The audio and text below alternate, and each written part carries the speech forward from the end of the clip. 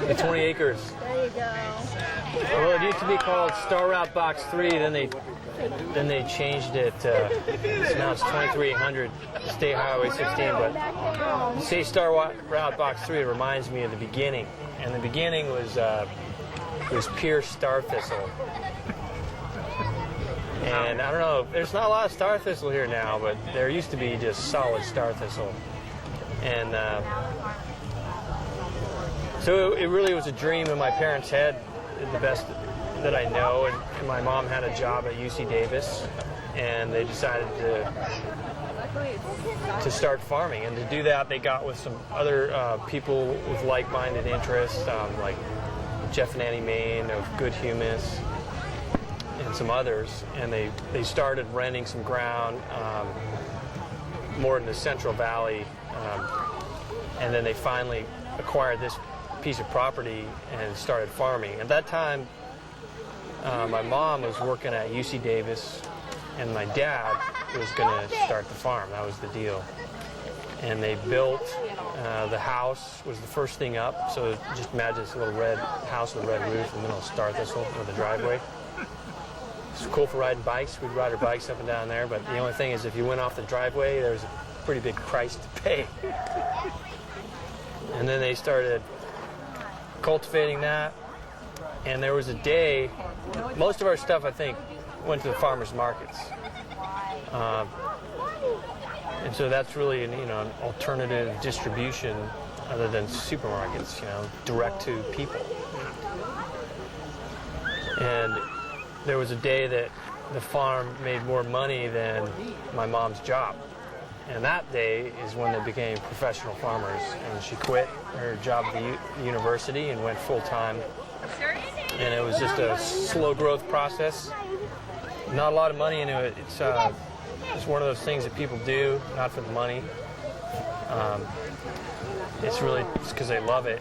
And although there's times when I grew up moving pipe, picking weeds, or pulling weeds, picking tomatoes, doing a lot of the hard work, and you really realize, it's definitely a character-building experience. You realize what work is, and then in the -- there was kind of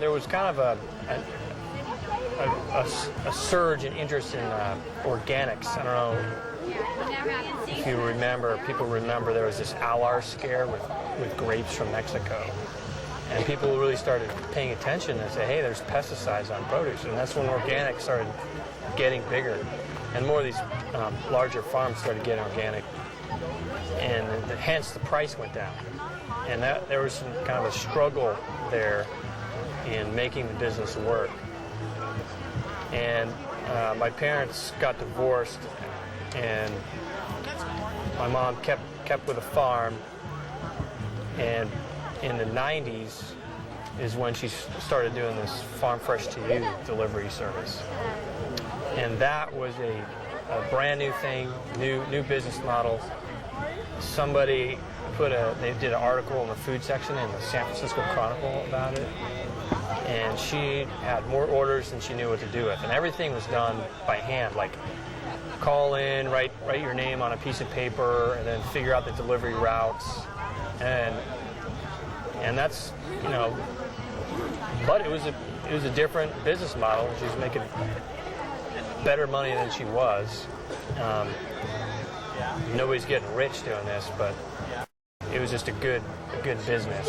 And from there, she had breast cancer and passed away. And there was a time there where we really didn't know what was going to happen with the business. And my brothers were in college. I was in the Coast Guard in Puerto Rico. My twin brother Noah was working in San Francisco, and it was kind of up in the air what was going to happen. And then my brother Thad, I think he had a job with a civil engineering company, majored in engineering at Cal Poly, and he was going to start work in like a week or something, and he just decided, he's like, one day he called me, he's like, Che, I'm not working for the engineering company. I'm going to work on the farm. And to me, that was like a high-risk venture. Like, what, are you nuts? You know what this means is you're going to slave away on a farm for your whole life, possibly.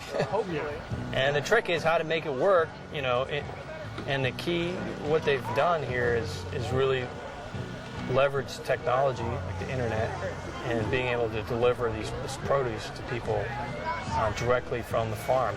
And it's really true to the original nature and ideas that my parents aspired to, 30 years ago, in which they wanted to start sustainable agriculture.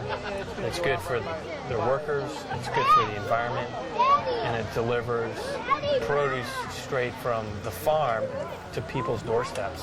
And I'll tell you, when I look at what's going on now, I'm just really impressed that and proud of my brothers for making this all happen. And it's very heartening too that people in general are willing to pay for this. People are into this and they want good food for their families, and it's a really positive thing, positive business. What do you think your mom would say right now? Well, she didn't like parties, and she was kind of introverted, I think. So if she was here, I think she'd be a little overwhelmed. But I think she would be just so proud of my brothers for doing what they did. And that's a special idea to imagine her being here and say, Mom, look what happened to the farm now. Look what we're doing now. And so dreams do really come true. That's really what this is about.